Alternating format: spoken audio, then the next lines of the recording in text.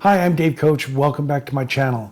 Today we're going to discuss something that I want you to kind of mull around in your head for a little while and think about and think about not only what it means in the general sense, but in the personal sense to you personally, because I think this will help you not only focus your efforts where they need to be focused, but give you some direction in your career. And that is, when do you go from just taking pictures to being a photographer? And if you don't think that there's a distinction, maybe that's what this video is about. I definitely do see a distinction. I think a photographer is someone, I don't want to say better than the rest, because that's not what I think at all. But I do think a photographer is someone who's gone through the trials, the tribulations, has the experience, has the knowledge to make photographs that are something more than just pictures. So many times we'll go on vacation and, with our iPhone, and we just take a lot of pictures. Those are just images. But I think there comes a point when you transcend that, and all the elements of the picture are working together, and you've become a photographer rather than just a monkey who takes pictures. So let's start with an imaginary person who may or may not be you.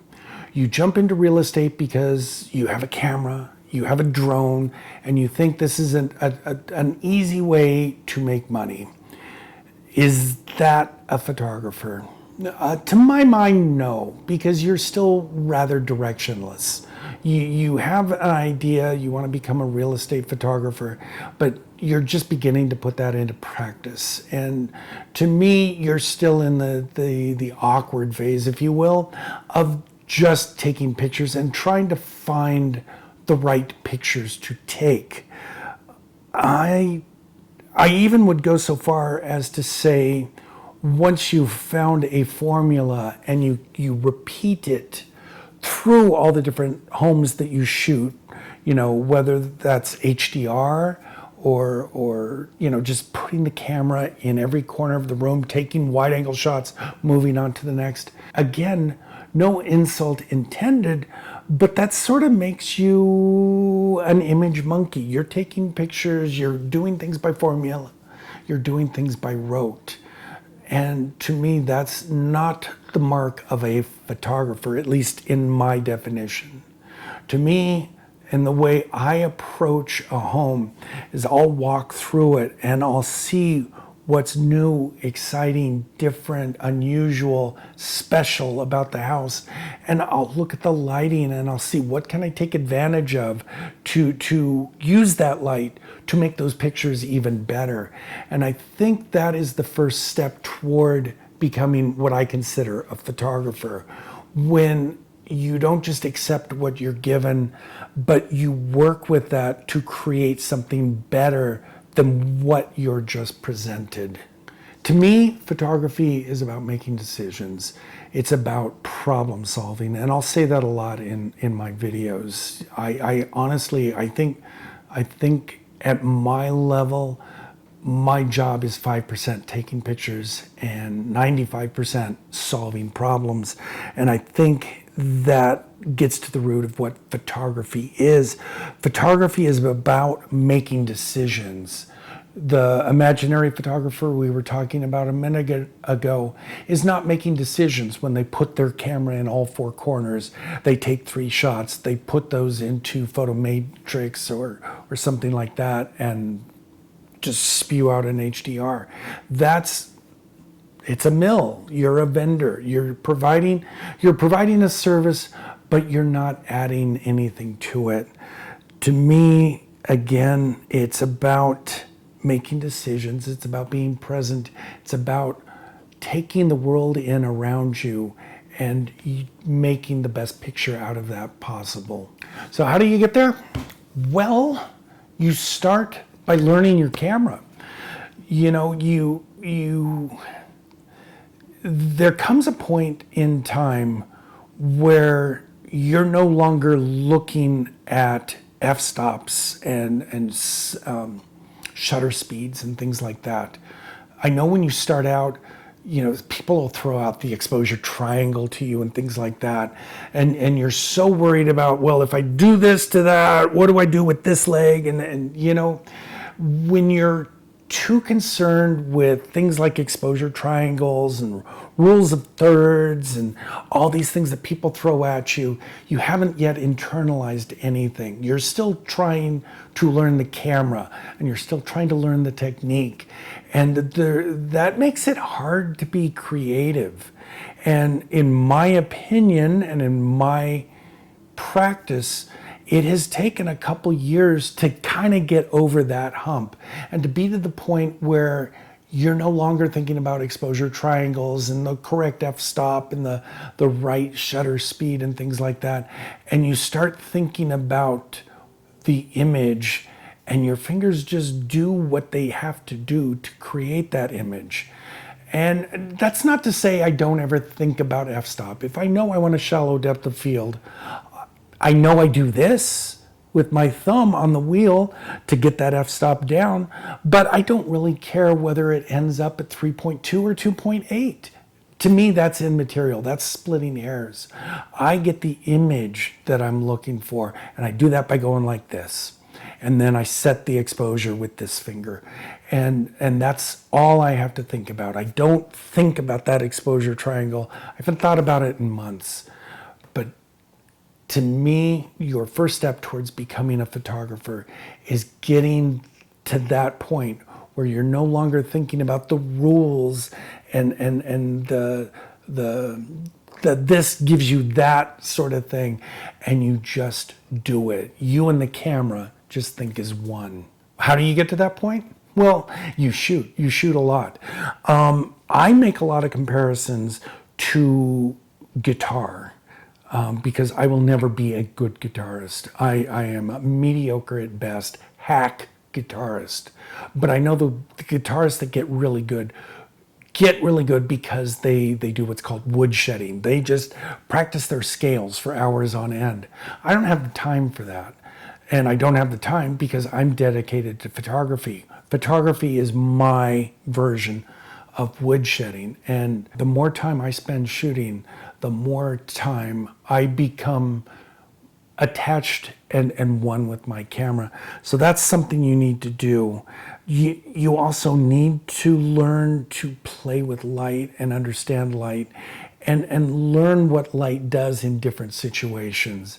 And again, you only learn that by being faced with hundreds and thousands of different lighting situations, not tens or 50s, but hundreds and thousands. And that just takes time, 3-5 years. You have to ingrain that experience in your brain and know what the results of these different situations are going to be. And in some cases, how to combat them, how to deal with them, how to avoid them, and how to ultimately win over them.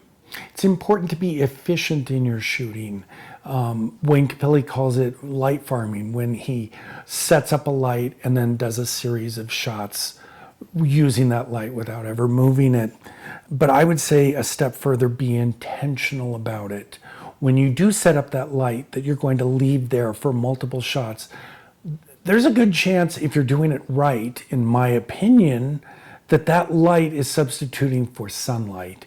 And that's your key light, and that's the light that's coming in from the sun. And to me, when you're doing that, you're not just being efficient with your lighting, you're being intentional with your lighting, because that light is intended to be your sun. So think not just about efficiency, but about how to make your lighting as natural and as open as possible. Getting back to guitar wood shedding, you see a guitarist on stage and you go, wow, that person's good. I wish I could be as good as them. What you don't see are the hours and hours and hours of sitting at home just practicing boring licks and boring scales and things like that. It's the same with photography. You have to do a lot of boring stuff. You have to make mistakes. In fact, mistakes you will learn and grow more from making mistakes than you will from making good pictures. If you make a good picture, you're probably not going to sit there and go, okay, here's what I did right here. You're just going to accept that and go, look at this, it's a great picture. Whereas if you make a mistake, and if you're good, and if you are on the road to becoming a photographer, you'll look at that and you'll say, okay, what did I do wrong? When I shoot an airplane, I'm still learning that. There's so much to go there, and I'm still not happy with my techniques there. And I will go back, and first off, I edit all of those. But because I do that, I see where I'm lacking in the photography. I should have had this frame, or I should have lit from here, or there's 101 things for me to learn there. And to me, that's super important. I make an error, I'll fix it in editing. I'm not that bad a photographer, but it is kind of to the point where, that's where I'm still learning and still pushing and still getting better at things in photography. So these are the things you do when no one's watching. And that's an important concept, I think. Don't just put in the effort when the realtor's sitting there watching you, or the client's sitting there watching you, or God forbid, looking over your shoulder. Do work to that same level, work that hard when you're in the house alone, or when you've got a day off. Go outside and practice shooting. Do something that takes you out of the real estate realm. Go shoot a landscape, go shoot something different, and spend more time woodshedding photography. Where all this is going to lead is you're going to find your voice and your style. Again, I am not making fun of anyone specifically, but I do spend a little bit of time on beginner forums, and it's, to me, really funny when somebody's been shooting 6 months or something, and you critique their image and you say it's a little too dark, or the editing is too saturated or something like that, and they say, well, that's my style. And to me, you don't have a style at 6 months. You don't know what your voice is. You haven't done this long enough to find a voice. To me, you're still taking pictures, and you're still trying to find your way. And that may end up being your way, but more people than not will, within a year, start toning down that saturation and realize that the oversaturated pictures are not a style. They're a step along the route.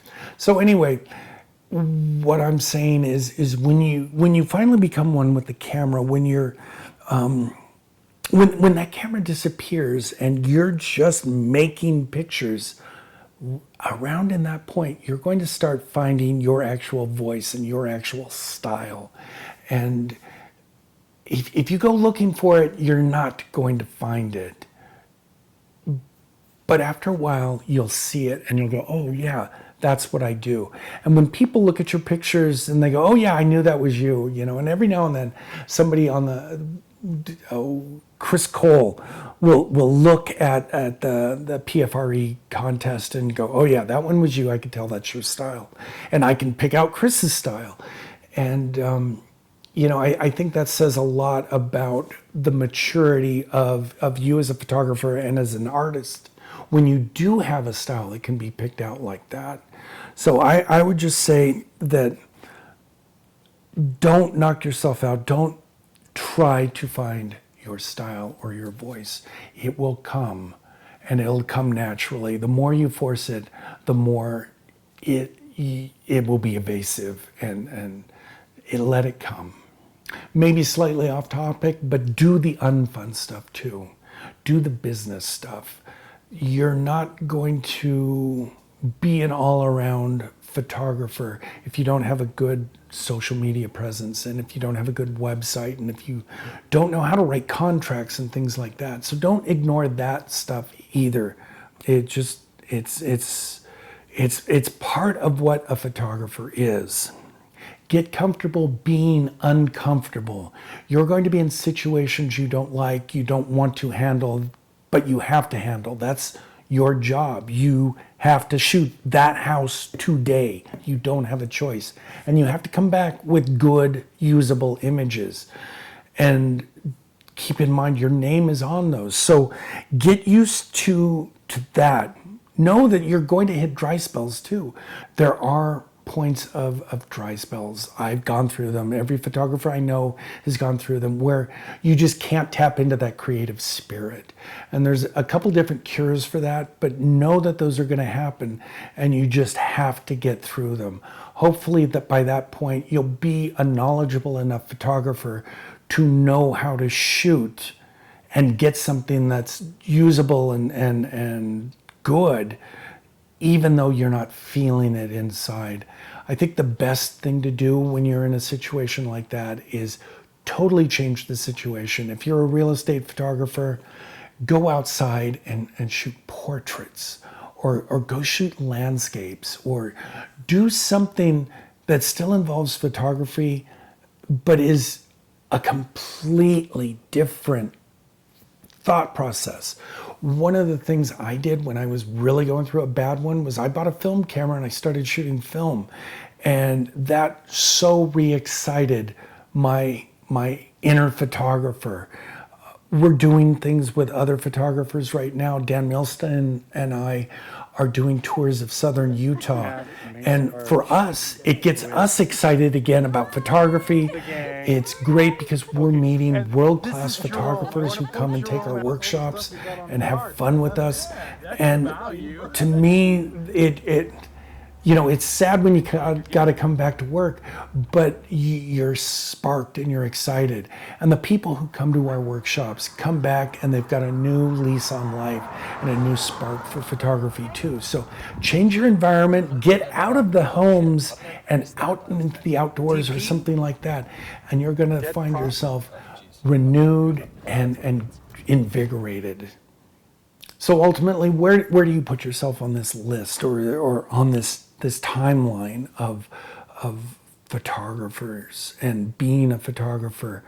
Are you even on that road? If you're shooting 3 to 5 homes a day and doing it in a formula and making tons of money and you're super happy with it, I'm happy for you. Good for you. That is not my path. And your definition of a photography may be completely different than mine, but mine is for me a path to discovery, not only of myself, but of photography itself, and learning and growing and always getting better. And to me, the only way you get there is to put in the time and put in the work and woodshed. You have to woodshed. And one day you're going to wake up and you're going to really understand deep inside of you what I mean when I say, may your next shoot be your best shoot.